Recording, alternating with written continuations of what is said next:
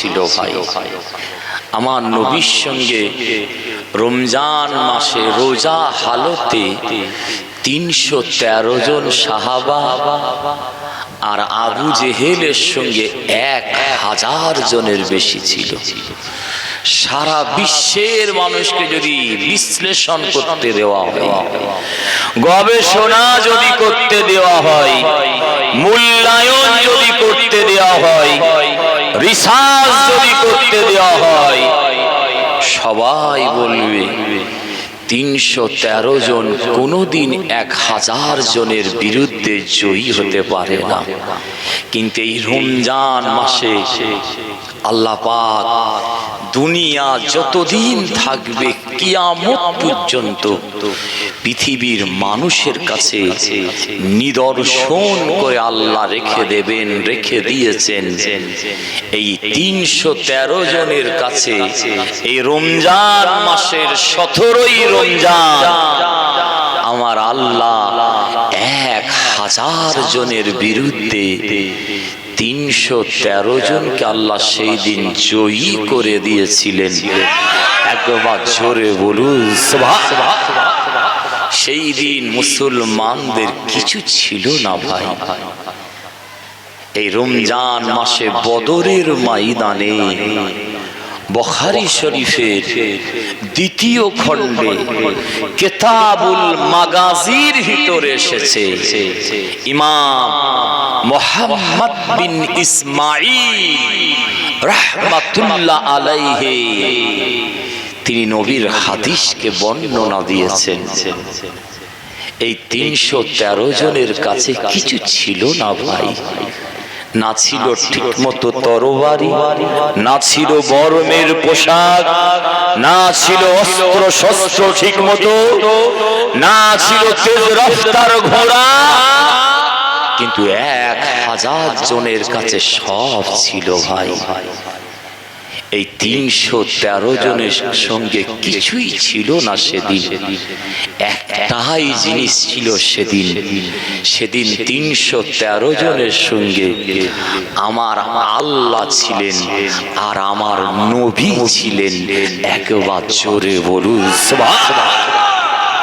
এই 313 জন মুসা নবী জানতেন না ফেরাউন যখন আক্রমণ করেছিল সমুদ্রের পানি ফাঁক হয়ে গিয়ে রাস্তা হয়ে যাবে, এটা কিন্তু মুসা নবী জানতেন না ভাই।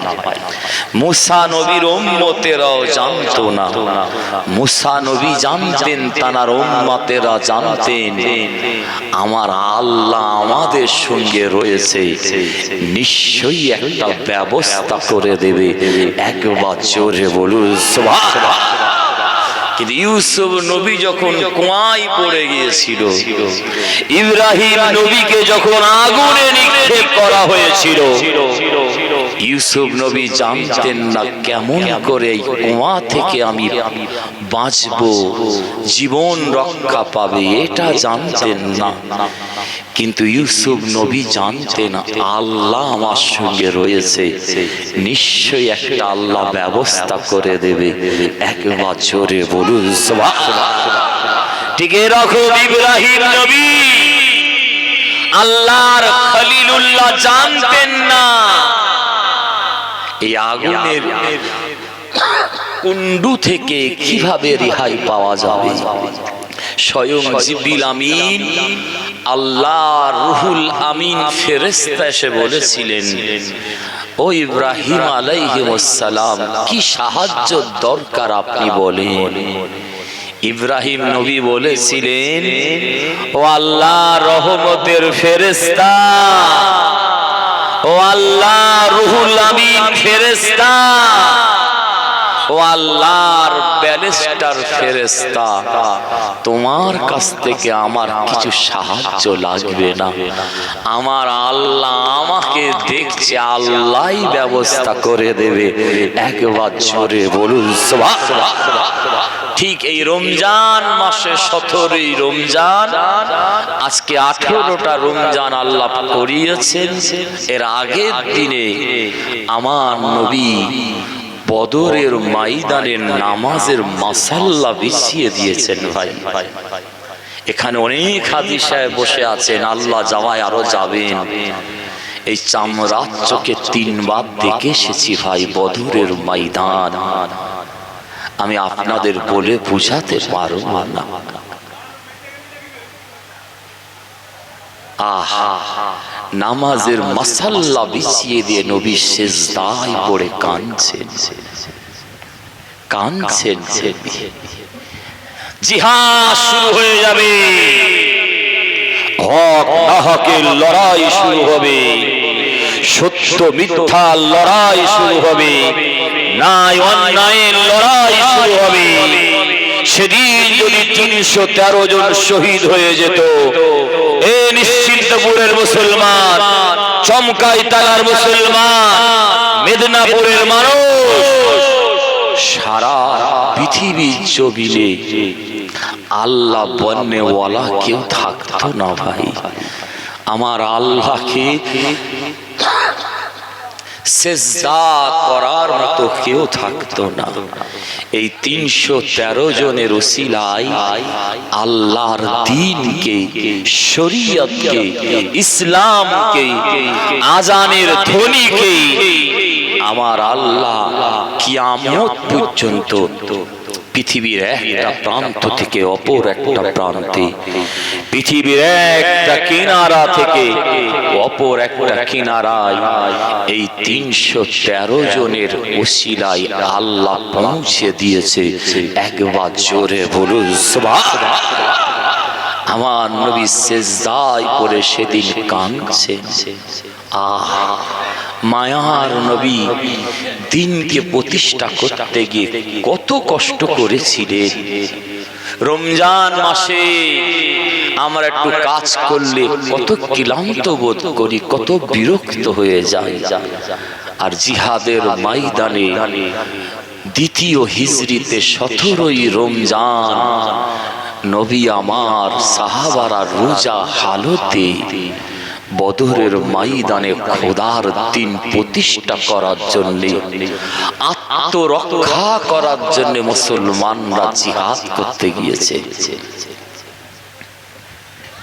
নবী কাঁদছেন, আল্লাহকে বলছেন, আল্লাহ আজকে যদি 313 জন শহীদ হয়ে যায়, সারা পৃথিবীতে আল্লাহ বন্যওয়ালা কেউ থাকবে না, কোরআন পড়নেওয়ালা কেউ থাকবে না। আল্লাহ জিবরিল আমিন ফেরেশতাকে পাঠিয়ে জানিয়ে দিয়েছিলেন, হাবিব আজকের যুদ্ধের জিহাদের ফলাফল আমি আল্লাহ দাঁড়ির পাল্লাটা, জয়ীর পাল্লাটা আমি আল্লাহ আজকে কাফেরদের দিকে নয়, আমার হাবিবের দিকে আমি আল্লাহ করে রেখে দিয়েছি, নিচু করে রেখে দিয়েছি। একবার জোরে বলুন সুবহানাল্লাহ। লড়াই শুরু হয়ে যাবে। আমার আবু বকর দৌড়াচ্ছে, ছুটছে, দৌড়াচ্ছে। ইয়া রাসূলুল্লাহ, জিহাদ শুরু হয়ে যাচ্ছে, আপনি সিজদায় পড়ে এত কাঁদছেন কেন? ইরফা রাসাকা, মাথা মুবারক আপনি সিজদা থেকে তুলুন। কাঁদবেন না, কাঁদবেন না। আমার নবী চোখ ভরা পানি নিয়ে আল্লাহর পয়গম্বর, নবীদের নবী, যে নবীর আঙ্গুলের ইশারায় আল্লাহ চাঁদ দুখণ্ড করে দিয়েছিলেন, যে নবীর ইশারাতে সূর্যটাকে একই দিনে ডুবিয়ে আবার একই দিনে আল্লাহ বৈকাল করে দিয়েছিলেন, যে নবী থুতু মুবারকের বদৌলতে সাপের বিষকে আল্লাহ নিবারণ করে দিয়েছে, যে নবী রাস্তা দিয়ে হাঁটলে ওই রাস্তা দিয়ে পর্যন্ত মিশকে আম্বারের মতো খুশবু বেরোতো, যে নবী ফাঁকা ময়দানে দাঁড়ালে মেঘ ছায়া করত, যে নবী, যে রসুল, যে পয়গম্বর রাস্তা দিয়ে হেঁটে হেঁটে গেলে পাথরের জবানটাকে আল্লাহ খুলে দিত। একবার জোরে বলুন সুবহানাল্লাহ। সেই নবী চোখ ভরা পানি নিয়ে সিজদা থেকে মাথা তুললেন, তুলে বললেন, আবু বকর, আল্লাহ দরবারে এই যে দেখছো চোখের পানিটা ফেলতে পেরে আমি নবী বড় স্বস্তি পাচ্ছে, বড় আনন্দ পাচ্ছে। আল্লাহ আজকের জিহাদের ফলাফলটা তোমাদের নবীকে জানিয়ে দিয়েছে। নবী দেখিয়েছিলেন এই পাহাড়ের চূড়ার উপর ইসলামের জন্য স্বয়ং আল্লাহর রুহুল আমিন ফারিস্তাকে আল্লাহ পাঠিয়ে দিয়েছে। জিবরিল আমিন ফেরেশতা যুদ্ধের পোশাক পরে বদরের ময়দানে আল্লাহ হাজির করে দিয়েছে। একবার জোরে বলুন সুবহানাল্লাহ।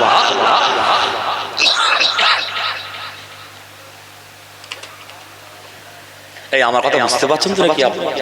বা তাকবীর দেন তো, নারে তাকবীর। মুরব্বিগুলোর বলছে জওয়ান অবস্থা খারাপ, জোরে দেন নারে তাকবীর। আজকে জলসা হচ্ছে, আপনারা খুশি না বেজার? জোরে বলতে হবে, আরো জোরে বলতে হবে। কারা কারা খুশি নয় একবার হাত তোলেন তো ভাই দেখি। তিনজন হাত তুলেছেন হাজী সাহেব। মুসলমানের ঘরে ছেলেরা মেয়েরা মায়েরা বোনেরা ও বিশ্ব নবী দেওয়ানা গণেরা, আমাদের ঘরে সোনার মানিকেরা, আপনারা কানটা খাড়া করে শুনে নিন। ফুরফুরা শরীফের জমিন থেকে এসে রহমতের মাস, কবুলিয়াতের মাসে, রমজানুল মুবারক মাসে সে জানিয়ে দিয়ে যাচ্ছে আল্লাহ পাক পবিত্র কোরআন শরীফের ভিতরে জানিয়ে দিয়েছেন, ইয়া আইয়ুহাল্লাযীনা আমানু, ও ঈমানদারেরা, কুতিবা আলাইকুমুস সিয়ামা কামা কুতিবা আলাল্লাযীনা মিন ক্বাবলিকুম। আল্লাহ পাক আল্লাহ পাক কোরআন শরীফের ভিতরে ঘোষণা দিয়েছেন, জানিয়ে দিয়েছেন, তোমাদের উপরে আমি আল্লাহ রোজাকে ফরজ করে দিয়েছি, রোজাকে ফরজ করে দিয়েছি। কেমন? কামা কুতিবা আলাল্লাযীনা মিন ক্বাবলিকুম, যেমন তোমাদের পূর্ববর্তীদের উপরে রোজা ফরজ ছিল। কেন রোজাকে আল্লাহ ফরজ করে দিয়েছেন জানেন? আরো তো অনেক কিছু আছে, কিন্তু আল্লাহ পাক রোজাটাকে কেন ফরজ করে দিয়েছেন জানেন? সেটাও আমার আল্লাহ জানিয়ে দিয়েছেন। কোরআন শরীফে 114টা সূরা আছে, 6666টা আয়াত আছে, 30টা পারা আছে। সব থেকে বড় সূরার নাম কি জানেন? সূরাতুল বাকারা। আল্লাহ পাক আগে থেকে জানিয়ে দিয়েছেন 2 নম্বর আয়াতে, জালিকাল কিতাবু লা রাইবা ফি।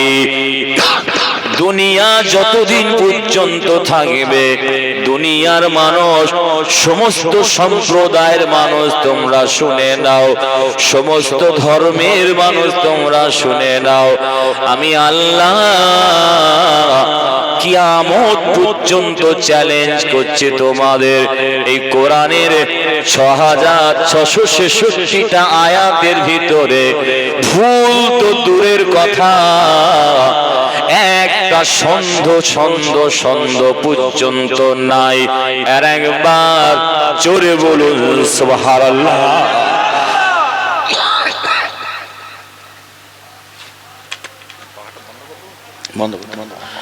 আমার ভাইরা, বিশ্ব নবী দেওয়ানারা,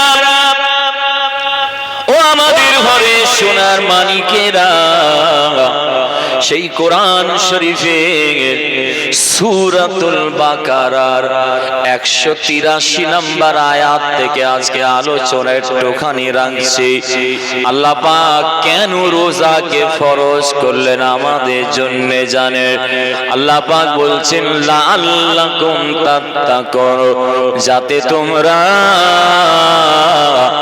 আমি আল্লাহ আমার কাছে আমার দরবারে তোমরা মুত্তাকিন বান্দা হতে পারো। আর একবার জোরে বলুন সুবহানাল্লাহ। আমার ভাইরা, বিশ্ব নবী দেওয়ানারা, ও আমাদের ঘরে সোনার মানিকেরা, শুধু রোজা আমাদের নবীর উপরে ফরজ ছিল না, আমাদের নবীর উম্মাতির উপরে শুধু রোজা ফরজ ছিল না।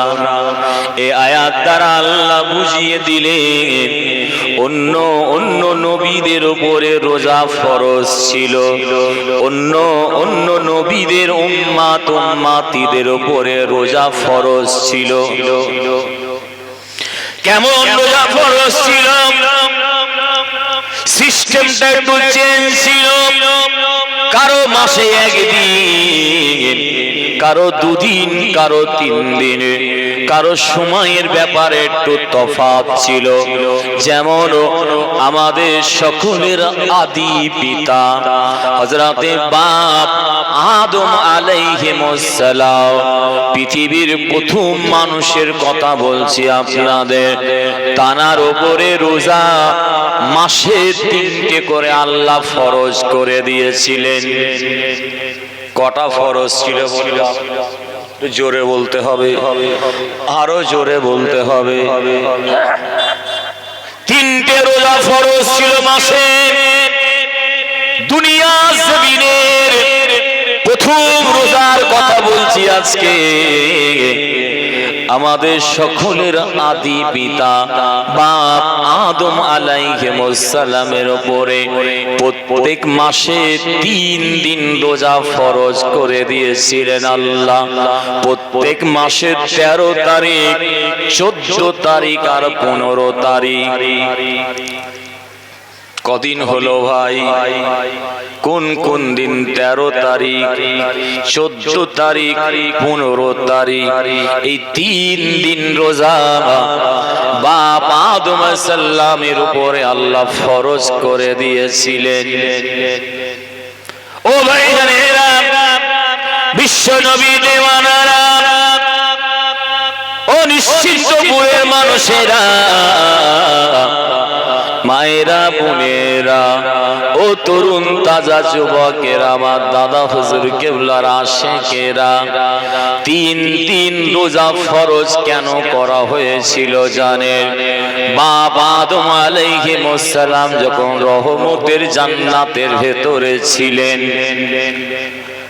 আমার মায়েরা, মা হাওয়া আলাইহিস সালাম যখন রহমতের জান্নাতের ভেতরে আল্লাহ পাক রাখলেন, বাবা আদম আলাইহিস সালাম কিন্তু একটা জিনিস লক্ষ্য করেছিলেন, তিনি জান্নাতের পাতায়, হুরেদের কপালে, জান্নাতের দেওয়ালে, জান্নাতের আসমানে, জান্নাতের দরজায় আল্লাহ পাকের আরশের নিচে যেখানে আল্লাহ পাকের নাম মোবারক খানা লেখা রয়েছে, আল্লাহ পাকের নাম মোবারকের পাশে আমার আল্লাহ, আমি আদম আমার নামটা পর্যন্ত আল্লাহ লিখে রাখেনি। আল্লাহ পাক মুহাম্মদ আমাদের নবী, বিশ্ব নবীর নাম মুবারক খানা আল্লাহ লিখে রেখে দিয়েছেন। আর একবার জোরে বলুন সুবহানাল্লাহ। আমার ভাইরা, হযরত বাবা আদম আলাইহিস সালাম জান্নাতের ভিতরে ঘুরছেন, বেড়াচ্ছেন, হঠাৎ রহমতের জান্নাতের আসমান থেকে আওয়াজ আসছে, আমার আল্লাহ ডাকছেন। কি নামে জানেন? ইয়া আবা মুহাম্মদ। সকলে বলুন সাল্লাল্লাহু আলাইহি ওয়াসাল্লাম। আমার আল্লাহ কাকে ডাকছেন? পৃথিবীর প্রথম মানুষকে ডাকছেন। কি নামে ডাকছেন? ইয়া আদম বলে ডাকছেন না, ও আদম এদিকে আসো। আমার আল্লাহ ডাকছেন ইয়া আবা মুহাম্মদ। ও মুহাম্মাদের আদি পিতা, একটু এদিকে আসেন আপনি। আমি একদম যা তা কেতাব থেকে বলছি না, আপনাদের অনেক উচ্চ রঙের কেতাব থেকে বলছি।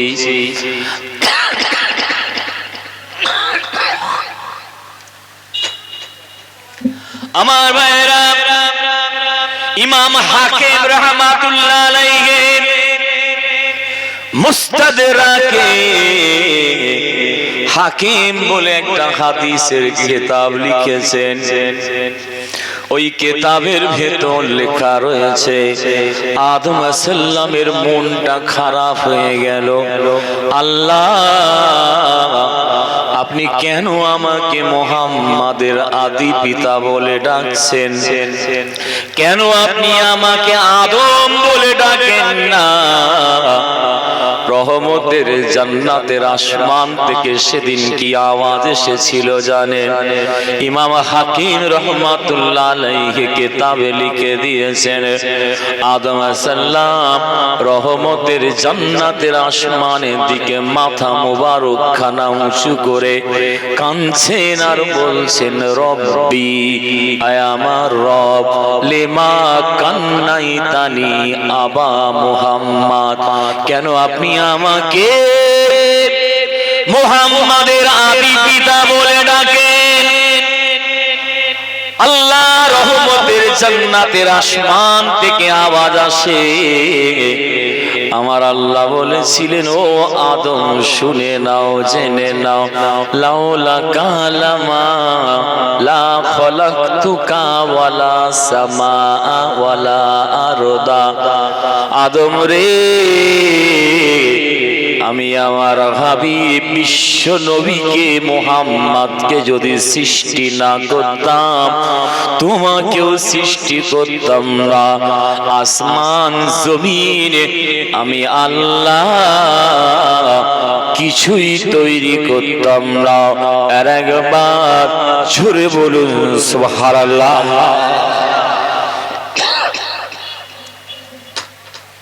আমার ভাইরা,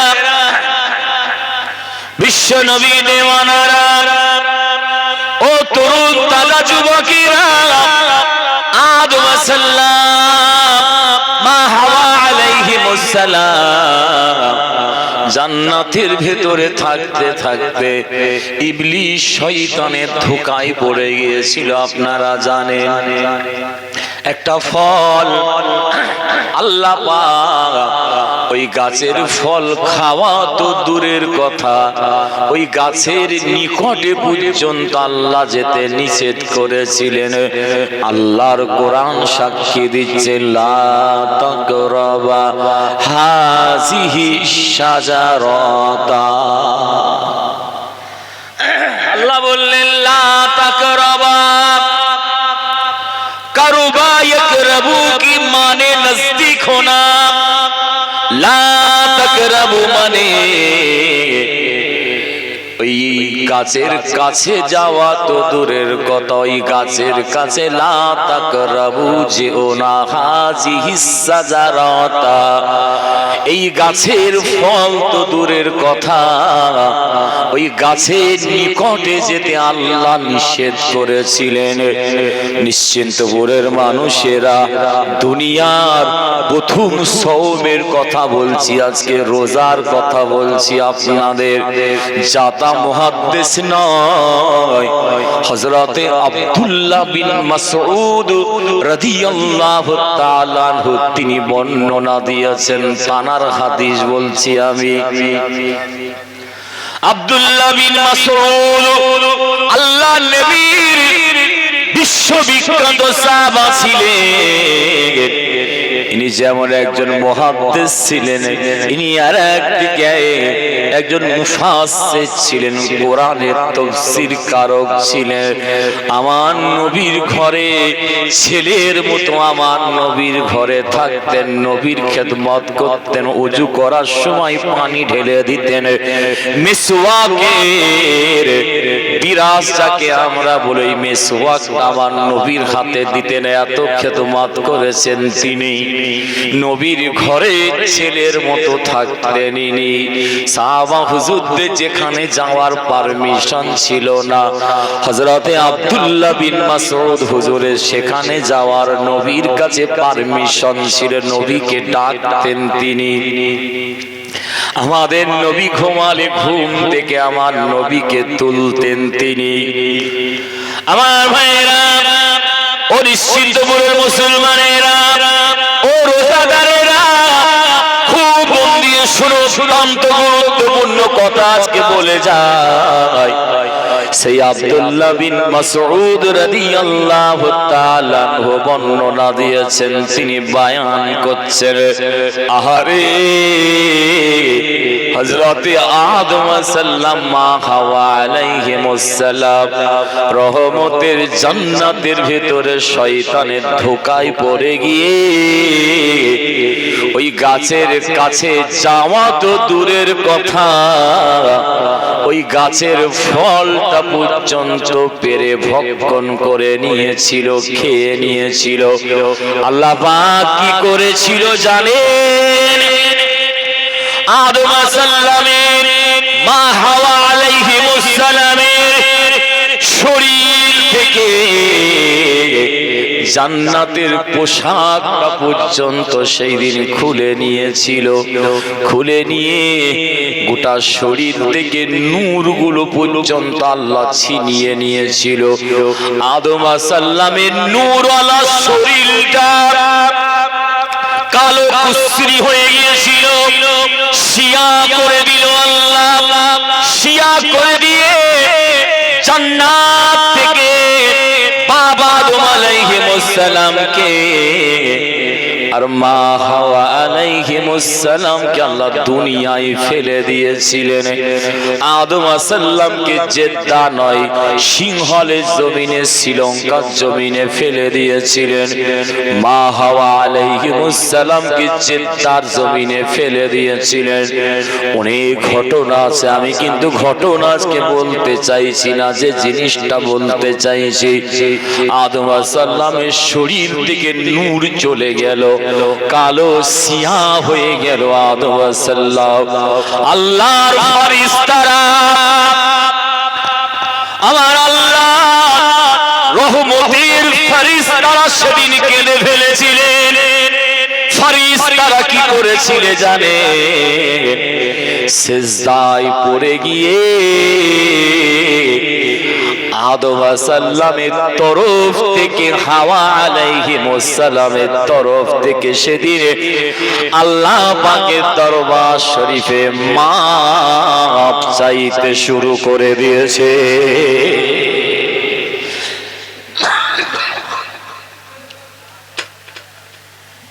এই আমার কথা বুঝতে পারছেন নাকি আপনারা? তাকবীর দেন না রে তাকবীর,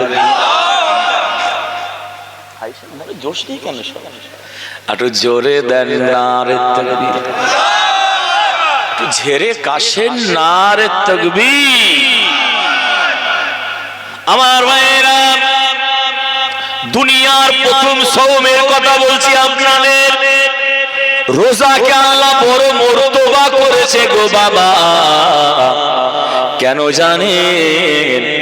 রমজান শব্দের অর্থ কি জানেন আপনারা? রমজান শব্দের মানে কি জানেন আপনারা?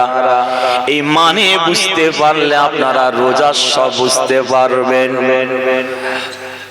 রে মিম দাদ, মূল শব্দ ছিল এটা রমদুন।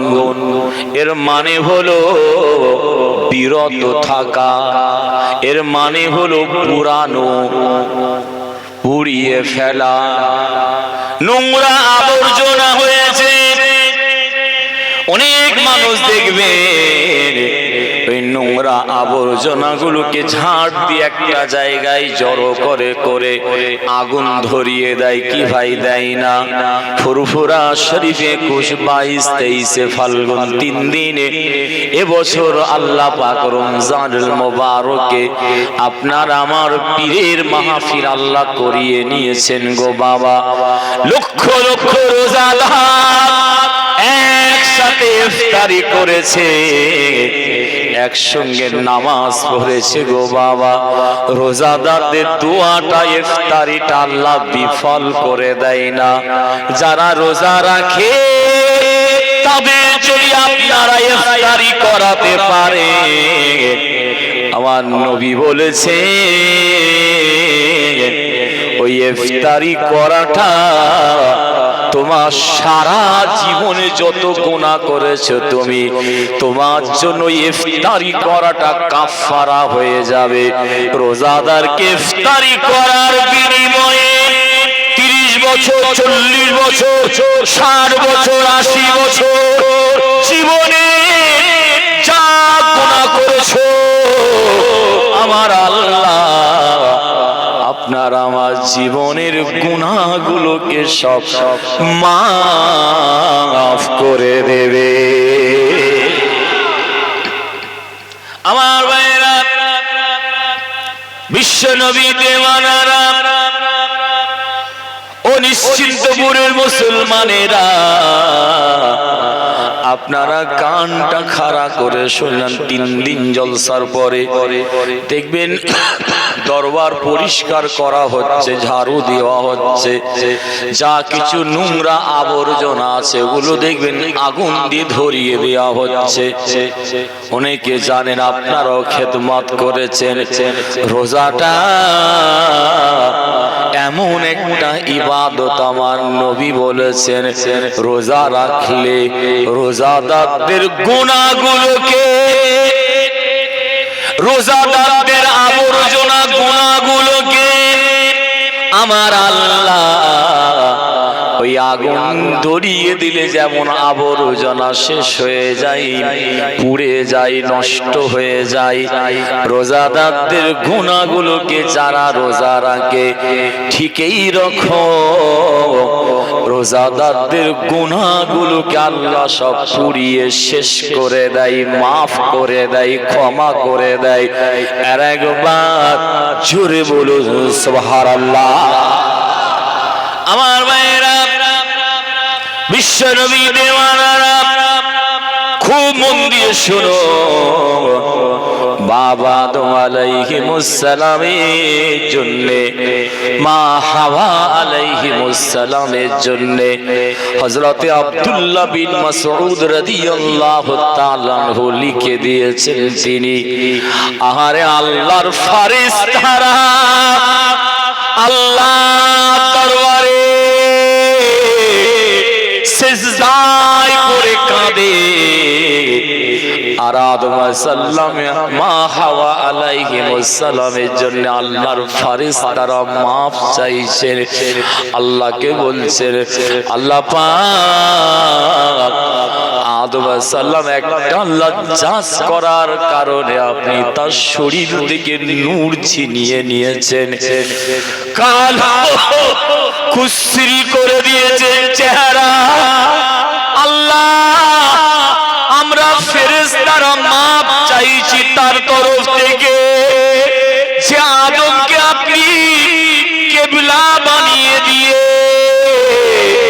আমরা ফেরেশতারা আমাদেরকে আল্লাহ আপনার জন্য মাথাটা নিচু করে সিজদা করিয়েছেন। সেই আদমের নূর তুলে নিয়েছেন, যে আদমকে আপনি জান্নাতের ভেতরে জায়গা দিয়েছিলেন, সেই আদমের নূর তুলে নিয়েছেন। আল্লাহ আমরা সমস্ত রহমতের ফেরেশতা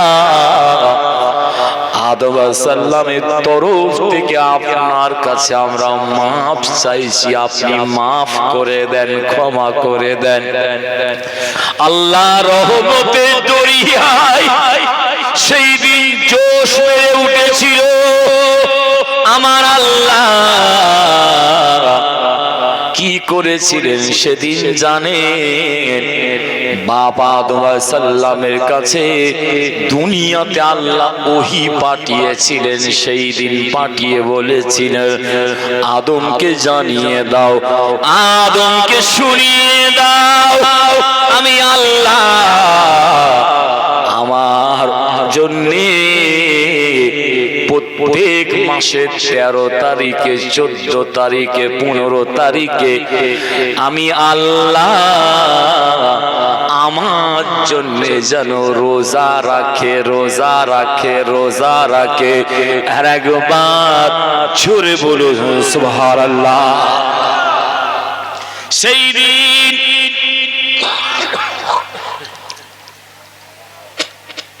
আল্লাহ দুনিয়া জমিনে পৃথিবীতে আদম আলাইহিস সালাম প্রথম রোজা রেখেছিলেন। আর একবার জোরে বলুন সুবহানাল্লাহ। আমাদের নবী, বিশ্ব নবী, দয়ার নবী, এই 3টে রোজা আমাদের নবী প্রত্যেক মাসেই 3টে রোজা রাখতেন। এই রোজাটাকে বলা হয় আইয়ামে বীজের রোজা। আর একবার জোরে বলুন সুবহানাল্লাহ। বছরে কটা দিন রোজা রাখা হারাম? কোন দিন?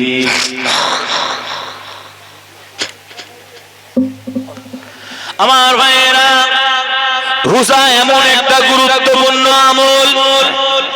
আল্লাহ কোরআনে বলেছেন আকিমুস সালাত, নামাজ পড়তে বলেছেন, কায়েম করতে বলেছেন।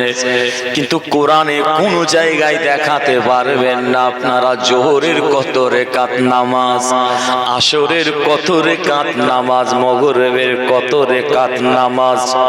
চ্যালেঞ্জ করছে আল্লাহর কোরআনে 30 পারায় কোন জায়গায় দেখাতে পারবেন না। আল্লাহ বলেছেন নামাজ কায়েম করতে, কিন্তু 5 ওয়াক্ত কোনটা, কত রাকাত নামাজ। খুব ভালো করে বুঝুন। আল্লাহ সওমের কথা বলছি, রোজার কথা বলছি। রোজা এমন একটা ইবাদত আল্লাহ করে দিয়েছে, হাদিসে কুদসির ভিতরে এসেছে, আমার নবী জানিয়েছেন, আল্লাহ বলেছেন as-সাওমু লি ওয়া আনা আযযাই বিহি। আমার ভাইয়েরা, বিশ্ব নবী দেওয়ানারা, রোজা এমন একটা ইবাদত, সেই ইবাদতের সওয়াবটা পর্যন্ত আল্লাহ ফেরেশতাদের নিষেধ করে দিয়েছে। তোমরা আমার বান্দা বান্দীদের রোজার সওয়াবটা তোমরা লিখবে না, লিখবে না, লিখবে না। নামাজ পড়ে তার সওয়াবটা তোমরা লেখো। আল্লাহ বলেছেন আতিমুল হাজ্জা ওয়াল উমরাতা, হজ করতে বলেছেন, উমরা করতে বলেছেন। কিন্তু কোরআন শরীফে কোন জায়গায় দেখাতে পারবেন না হজের হুকুম আহকাম সম্পর্কে আল্লাহ এত আলোচনা করেছেন। আরাফাতের ময়দান, মুজদালিফার ময়দান, কাবা শরীফকে 7 বার তাওয়াফ করতে হবে, সাফা মারওয়া পাহাড়কে সাই করতে হবে। আল্লাহ এত বিশাল কিন্তু আলোচনা করেনি গো বাবা। আমার ভাইয়েরা, কিন্তু সওমের বেলায়, রোজার বেলায় আমার আল্লাহ কোরআন শরীফে অনেক বিশাল আলোচনা করেছেন, বিশাল বর্ণনা করেছেন। রমজান মাসে অসুস্থ হলে কি করবেন আপনি? রোজা রাখবেন না রাখবেন না? রোজার কাফারা কতটা? রোজা যদি ইচ্ছা করে ছেড়ে যায় কি হবে? রোজা যদি অসুস্থ অবস্থায় ছেড়ে যায় কি হবে? আমার আল্লাহ সওমের ব্যাপারে হজের মতো, নামাজের মতো এত কম আল্লাহ কোরআনে বলেননি, অনেক ব্যাখ্যা দিয়েছেন, পৃথিবীর মানুষকে জানিয়েছেন। কেন জানেন? রোজাটা এমন একটা ইবাদত, এমন একটা আমল, সেই আমলের সওয়াবটা আমার আল্লাহ নিজে বলছে, এর সওয়াবটা আমি আল্লাহ কিয়ামতের ময়দানে আমার বান্দা বান্দীদের আমি আল্লাহ নিজে দেব, নিজে দেব। আর একবার জোরে বলুন সুবহানাল্লাহ, আরো জোরে বলুন সুবহানাল্লাহ। আমার ভাইয়েরা, বিশ্ব নবী বলেছেন রোজাদারদের জন্য আল্লাহ দুটো খুশি রেখে দিয়েছে গো বাবা। নাম্বার 1 কি জানেন? লিসাইমি ফারহাতানি, রোজাদারদের জন্য আল্লাহ দুটো খুশি রেখে দিয়েছে। কটা খুশি ভাই? জোরে বলতে হবে, আরো জোরে বলতে হবে। দুটো খুশি কি কি? ওয়াফারাহাতুন ইনলা ফিতরিহি ওয়াফারাহাতুন লিকা রাব্বিহি। ও ভাইরা, বিশ্ব নবীর হাদিস মুবারক শুনুন আপনারা। আল্লাহ পাক রোজাদারদের জন্য দুটো খুশি রেখে দিয়েছে। নাম্বার 1 হচ্ছে সারাদিন না খাওয়ার পরে যখন ইফতারিকে সামনে রাখা হয়, যারা রোজা রাখে না তারা কিন্তু এর মজা পাবে না। দেখবেন যেমন ঈদের নামাজ যখন রোজাদারেরা পড়তে যায়, যারা রোজা রাখে না তারা কিন্তু ঈদের মজা পায় না, নিজেকে একটু চোর চোর বলে মনে হবে। দেখবেন আমার ভাইয়েরা, বিশ্ব নবী বললেন রোজাদারেরা যখন ইফতারিটা সামনে নিয়ে বসে, আহারে জীবন চলে যাবে পরোয়া নাই, পিপাসায় কাতর হয়ে যাচ্ছে পরোয়া নাই। যতক্ষণ না আল্লাহর হুকুম না হচ্ছে রোজাদারেরা এক টুপা পর্যন্ত পানি পান করে না, একটা যাররা পরিমাণ খায় না গো বাবা। আমাদের নবী বলেছে রোজাদারেরা যখন ইফতারি নিয়ে সামনে বসে থাকে আল্লাহর হুকুমের অপেক্ষা করে, আল্লাহর হুকুমের অপেক্ষা করে, সারাদিন না খেয়ে আল্লাহর হুকুম পালন করে যখন ইফতারিটা সামনে থাকে, ওই খাবার আগের মুহূর্তটা রোজাদারদের জন্য আল্লাহ খুশি করে দিয়েছে, আনন্দ করে দিয়েছে। আর একবার জোরে বলুন সুবহানাল্লাহ। ফিতরিহি শব্দ এসেছে, ফিতরিহির দুটো ব্যাখ্যা আছে, মুহাদ্দিসিনরা করেছে। একটা হলো ইফতারিকে সামনে রেখে রোজাদারেরা খাবার আগে মনের ভিতরে একটা আনন্দ পায়, একটা খুশি পায়। আর একটা হচ্ছে এক মাস সিয়াম সাধনা করার পরে যখন ঈদগার ময়দানে রোজাদারেরা যখন পরিষ্কার পরিচ্ছন্ন কাপড় পরে আল্লাহর হুকুম পালন করে, সেই সময়টাও রোজাদাররা বড় খুশি হয়। আর একবার জোরে বলুন সুবহানাল্লাহ।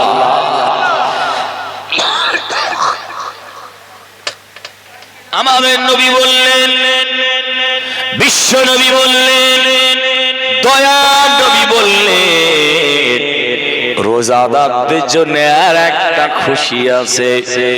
দ্বিতীয় নাম্বার খুশিটা কি জানো? আমাদের নবী বলেছেন ফারাহাতুন লিকা রাব্বিহি, রোজাদারদের সবথেকে বড় খুশি আল্লাহ পাক অন্য কারোর জন্য নয় গো বাবা, আখিরাতে কেবল মাত্র স্পেশাল রোজাদারদের জন্য আল্লাহর দিদার জান্নাতের ভেতর রেখে দিয়েছে। আমার ভাইরা, লা ইয়াদখুলুস সাইমুনা, আল্লাহ নবী জানিয়েছেন যখন খুতবা পড়ে আপনারা শুনবেন ইমাম সাহেবরা তেলাওয়াত করে রোজাদারদের জন্য ক্বালু লাহুর রাইহান, আল্লাহ পাক রোজাদারদের জন্য স্পেশাল জান্নাতের একটা দরজা করে রেখে দিয়েছে। ওই দরজাটা দিয়ে পৃথিবীর কোন নবীর উম্মতের ওই দরজা দিয়ে প্রবেশ করতে পারবে না।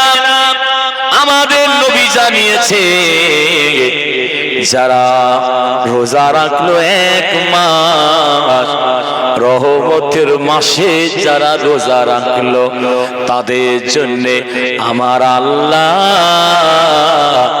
ওই রাইহান দরজা দিয়ে সম্মানের সঙ্গে রোজাদারদেরকে আল্লাহ পাক রহমতের জান্নাতের ভেতরে প্রবেশ করাবেন।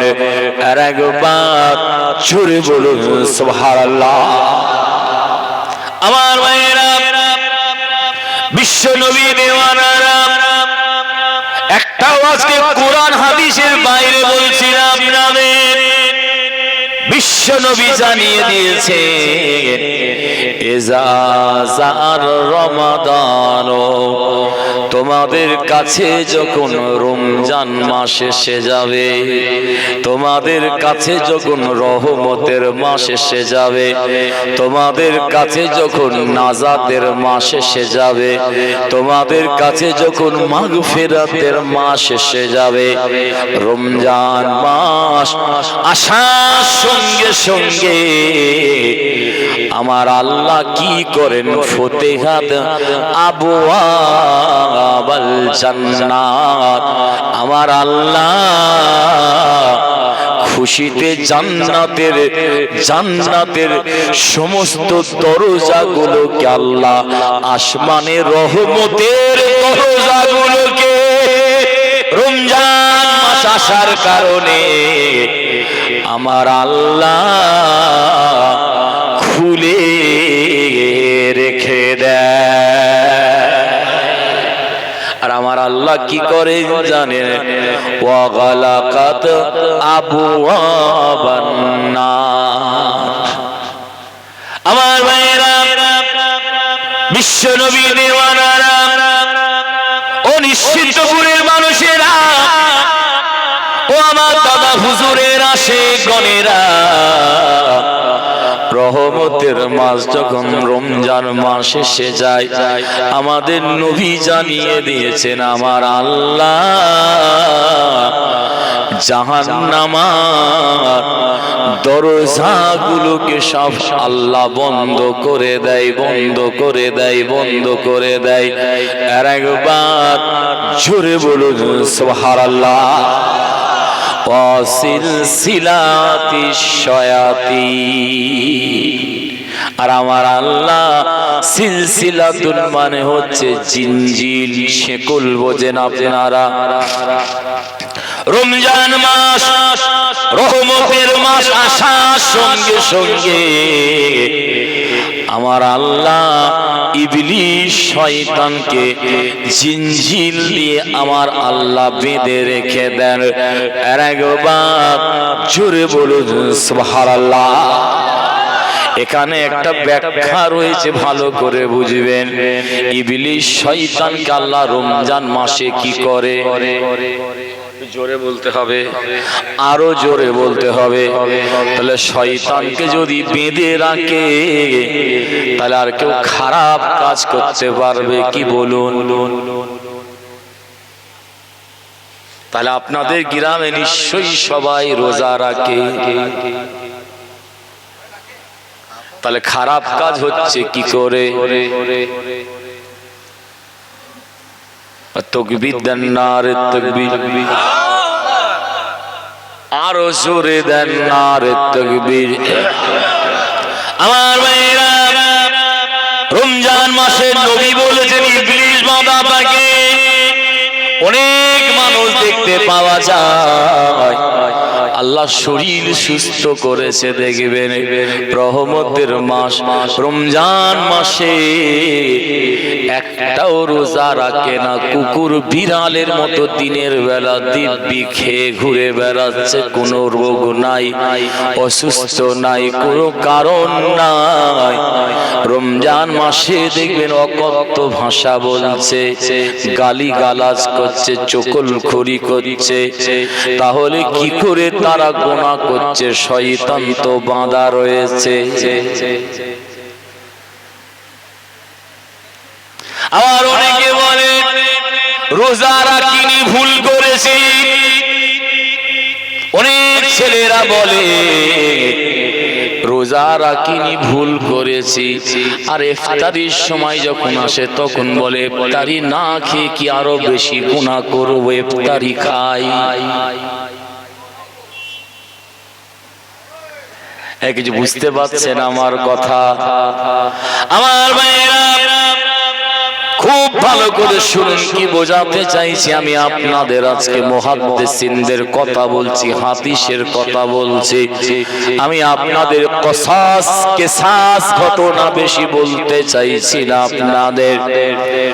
আমার ভাইরা, বিশ্ব নবীর দিওয়ানারা, মুহাদ্দিসিনরা এর কত সুন্দর ব্যাখ্যা দিয়েছে জানেন, শুনলে অবাক হয়ে যাবে। দেখবেন দুনিয়াতে এমন ঘড়ি আছে, একদিন ঘোরালে দেখবেন সারাদিন ঘড়িটা চলছে, কোনো অসুবিধা হয় না। আবার এমন ঘড়ি আছে দেখবেন একবার ঘুরিয়ে দিলে 1 মাস আর ঘোরাতে হয় না। আবার এমন ঘড়ি আছে দেখবেন একবার ঘুরিয়ে দিলে 6 মাস আর ঘোরাতে হয় না, ঘড়িটা অটোমেটিক চলতে থাকে। ইবলিস শয়তানকে বাঁধা থাকে, ঠিক এই ঘড়ির মতো এক একটা মানুষকে ইবলিস শয়তান এমন ডোজ দিয়ে রেখে দিয়েছে। ওই ডোজটা কারো 6 মাস চলছে, কারো 1 বছর চলছে, কারো 3 মাস চলছে, কারো 4 মাস চলছে। আমার ভাইরা, বিশ্ব নবী দিওয়ানারা খুব মন দিয়ে শুনো। এবারে একটা বিশ্ববিখ্যাত হাদিসের কিতাব থেকে নবীর একটা হাদিস বলে দিয়ে যাই আপনাদের। জাতা কিতাব নয়, 4 ইমামের এক ইমাম হযরতে ইমাম আহমদ বিন হাম্বল রাহমাতুল্লাহ আলাইহি নাম শুনেছেন আপনারা। হাম্বলি মাযহাবের ইমাম ছিলেন। 164 হিজরিতে জন্মগ্রহণ করেছিলেন। 200 সম্ভবত 261 হিজরিতে ইন্তেকাল করেছিলেন। বিশ্ববিখ্যাত মুহাদ্দিস ছিলেন ইনি। 4 ইমামের এক ইমাম হযরতে ইমাম আহমদ বিন হাম্বল রাহমাতুল্লাহ আলাইহি। ইনি হাম্বলি মাযহাবের ইমাম ছিলেন। ইনি একটা হাদিসের কিতাব লিখে দিয়ে গেছেন, কিতাবটার নাম মুসনাদে আহমদ বিন হাম্বল। আমার ঘরে কিতাবটা আছে, আমি নিজে পড়েছি, জাতা মুহাদ্দিস নয়। আল্লাহ পাক এত ইলম দিয়েছিল ইনাকে, সেই জামানা সেই যুগে ইনার থেকে বিশ্ব বিশ্ববিখ্যাত মুহাদ্দিস আল্লাহ পাক সারা পৃথিবীতে একটাও পাঠাইনি। আর একবার জোরে বলুন সুবহানাল্লাহ। ইনি একটা দুটো হাদিস নয়, 1000 2000 নয়, 10 লক্ষ হাদিসের হাফেজ ছিলেন ইনি। কত লক্ষ হাদিস বললাম? একটু জোরে বলতে হবে, আরো জোরে বলতে হবে। 10 লক্ষ হাদিসের হাফেজ ছিলেন ইনি। সেই জামানায় ইনার থেকে বড় মুহাদ্দিস আল্লাহ পাক দুনিয়াতে দ্বিতীয় কাউকে পাঠাননি। ইনি ইমাম বুখারী রাহমাতুল্লাহ আলাইহির উস্তাদ ছিলেন। আবার ছেলে খেলা কথা নাই। আহারে একদিন খবর পেয়েছেন এই মানুষটা অমুক গ্রামে অমুক একটা মানুষের কাছে আল্লাহর নবীর একটা সহিহ হাদিস মুবারক রয়েছে। আমার ভাইয়েরা, বিশ্ব নবী মেওয়ানারা, পৃথিবীর বিশ্ববিখ্যাত মুহাদ্দিসের কথা বলছি আজকে আপনাদের। তার কিতাব থেকে একটা হাদিস আজকে আপনাদের শুনিয়ে দিয়ে যাব। হযরত ইমাম আহমদ বিন হাম্বল রাহমাতুল্লাহ আলাইহি খবর পেলেন অমুক গ্রামে একটা লোক আছে, ওই মানুষটার কাছে আল্লাহর নবীর সহিহ হাদিস রয়েছে। চিন্তা করছেন আল্লাহ কি করব, আজকে যাব না কালকে যাব মানুষটার কাছে। আবার চিন্তা করে আল্লাহ ওই মানুষটা যদি আজকে রাতে মারা যায় তাহলে আল্লাহর নবীর হাদিসটা আমি আর শুনতে পারবো না। গোটা পৃথিবীর মানুষের কাছে আমার নবীর সহিহ হাদিস মোবারক খানার পৌঁছাতে পারবো না। ঝড় উঠেছে, মেঘলা আকাশ করেছে, মৌসুম তাবে বৃষ্টি হচ্ছে, আসমান ডাকছে। বাড়িতে বিবি সাহেবার সঙ্গে আলোচনা করছে, আহলিয়া বলছে ও ইমাম আহমদ বিন হাম্বল রাহমাতুল্লাহ আলাইহি ঝড় উঠেছে, আপনি বেরোবেন না, পানি হচ্ছে, আপনি বেরোবেন না, আপনি আজকে রাতটা আরাম করেন, কালকে সকালবেলা ফজরের নামাজ পড়ে তার বাড়ি যাবেন। ইমাম আহমদ বিন হাম্বল হুজুর বলছে আল্লাহ হায়াতের মালিক, মৌতের মালিক হচ্ছেন আল্লাহ। জানি না ওই মানুষটা যদি আল্লাহ রাতের বেলা মৌত লিখে রেখে দেয় তাহলে আমার নবীর হাদিস মুবারক কানা আমার শোনা হবে না। গোটা পৃথিবীর মানুষ নবীর সহিহ হাদিসটা জানবে না। কিতাবে এসেছে ওই অবস্থায় রাতের বেলা ঠান্ডা সময় ঝড় উঠেছে, পানি বর্ষণ হচ্ছে। ওই অবস্থায় পৃথিবীর সব থেকে বড় মুহাদ্দিস জানা 10 লক্ষ হাদিসে যিনি হাফেজ ছিলেন বাড়ি থেকে বেরিয়ে পড়লেন। বেরিয়ে রাতের অন্ধকারে হাঁটছেন। একটা গ্রাম পার হয়ে আর একটা গ্রাম পার হয়েছে। কিছুটা যাওয়ার পরে হঠাৎ ইশারের আজান শুনতে পাচ্ছেন, মসজিদের আজান দিচ্ছে মুয়াজ্জিন সাহেব। আমার ভাইরা, বিশ্ব নবী দেওয়ানারা, হযরত ইমাম আহমদ বিন হাম্বল রাহমাতুল্লাহ আলাইহি কি করেছিলেন জানেন?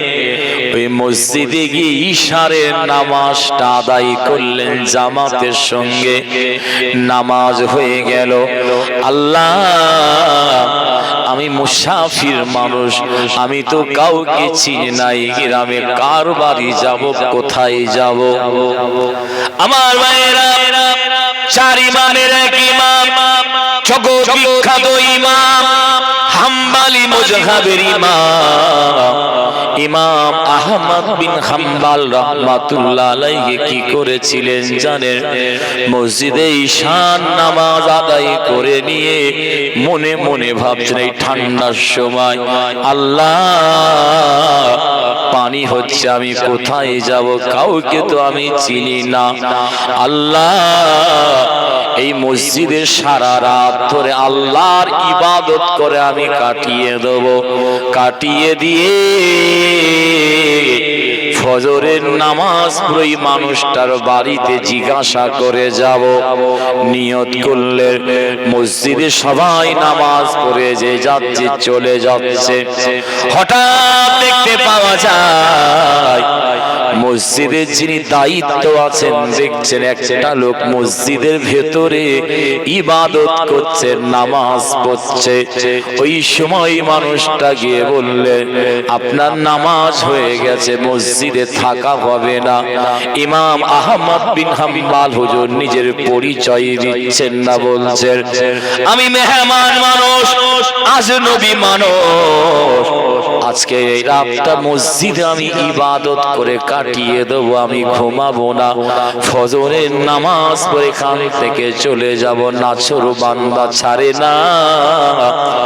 ইমাম আহমদ বিন হাম্বাল হুজুরকে মসজিদের ভেতর থেকে জোর করে ঠেলে বের করে দিয়ে আল্লাহর ঘর মসজিদে তালা মেরে দিলেন, তালা মেরে দিলেন। শহরে অনেক জায়গায় আপনাদের ছেলেরা বাচ্চারা থাকে, জিজ্ঞাসা করবে, অনেক জায়গায় দেখবেন শহরে নামাজ হয়ে যাওয়ার পরে সবাই যখন চলে যায় তালা মেরে দেয় মসজিদে, দেখেছেন? ঠিক ওই রকম ইমাম আহমদ বিন হাম্বাল রাহমাতুল্লাহ আলাইহি মসজিদ থেকে ধাক্কা মেরে বের করে তালা মেরে দিলেন। মনটা বড় খারাপ হয়ে গেল, আল্লাহ আমাকে মসজিদ থেকে বের করে দিয়েছে, ঠান্ডার সময় কোথায় যাব আমি? মৌসুলধারে বৃষ্টি পড়ছে, পানি হচ্ছে, হাওয়া চলছে, এমন সময় দেখতে পাচ্ছেন দূর থেকে একটা জায়গায় আগুন ধরে আছে, আগুন জ্বলছে।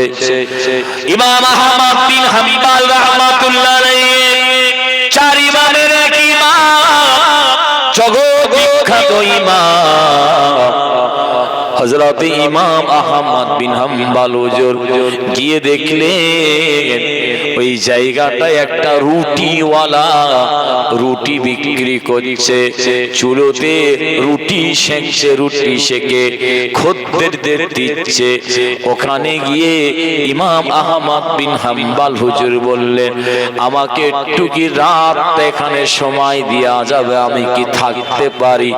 আমি মেহমান মানুষ, আমাকে ঠান্ডা লাগছে, আপনার আগুনের তাপটা আমি কি শরীরে একটু লাগাতে পারি?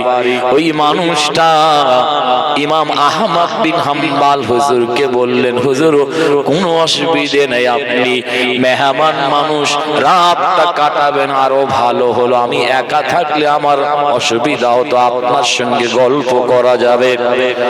আমার ভাইয়েরা ও নিশ্চিন্তপুরের মানুষেরা খুব মন দিয়ে শুনুন, বিশ্ববিখ্যাত ইমামের কথা বলছি। সেই জামানায়, সেই যুগে গোটা পৃথিবীতে ইনার থেকে বড় মুহাদ্দিস আল্লাহ দ্বিতীয় কাউকে পাঠায়নি গো বাবা। হযরত ইমাম আহমদ বিন হাম্বাল রাহমাতুল্লাহ আলাইহি কি করেছিল জানেন? তাপ নিচ্ছেন, আগুনের তাপ নিচ্ছেন চুলো থেকে, লক্ষ্য করছেন ওই রুটিওয়ালা একটা রুটির খমি তৈরি করছে, বলছে আস্তাগফিরুল্লাহ, রুটি বেলছে, বলছে আস্তাগফিরুল্লাহ, রুটি সেঁকছে, বলছে আস্তাগফিরুল্লাহ, রুটি তুলছে, বলছে আস্তাগফিরুল্লাহ, খদ্দেরকে রুটি দিচ্ছে, বলছে আস্তাগফিরুল্লাহ। বিশ্ববিখ্যাত মুহাদ্দিস ইমাম আহমদ বিন হাম্বাল রহমাতুল্লাহ আলাইহি অত বড় মুহাদ্দিস অবাক হয়ে যাচ্ছেন, লোকটা কেন ইস্তেগফার বারবার করে পড়ছে, তওবা পড়ছে, আল্লাহর কাছে কেন মাপ চাইছে, কেন এই তাসবিহটা মানুষটা পড়ছে, কি ব্যাপার? আমার ভাইরা খুদ্দের চলে গেল। ইমাম আহমদ বিন হাম্বল হুজুর থাকতে পারলেন না, জিজ্ঞাসা করলেন, ও দোকানদার, ও রুটিওয়ালা ভাই, আপনি কিছু মনে করবেন না, আমি আপনাকে অনেকক্ষণ ধরে লক্ষ্য করছি, ফলো করছি। কি লক্ষ্য করছি? আপনি যখনই রুটি তৈরি করছেন, রুটি বেলছেন, যখনই খমির করছেন, রুটি সেঁকছেন, রুটি যখন তুলছেন, খদ্দেরকে যখন দিচ্ছেন, সব সময় আপনি আস্তাগফিরুল্লাহ পড়ছেন। কেন আস্তাগফিরুল্লাহ পড়ছেন? রুটিওয়ালা ইমাম আহমদ বিন হাম্বল হুজুরকে কি জবাব দিয়েছিল জানেন? ও আজনবী মানুষ, ও মেহমান, খুব মন দিয়ে শুনুন আপনারা, আমি তাসবিহটা কেন পড়ি জানেন? আস্তাগফিরুল্লাহ তাসবিহটা পড়ার কারণে আমার আল্লাহ পাকের দরবার শরীফে আমি যা দোয়া চেয়েছি, আমার আল্লাহ সব আমার দোয়াগুলোকে কবুল করে নিয়েছে।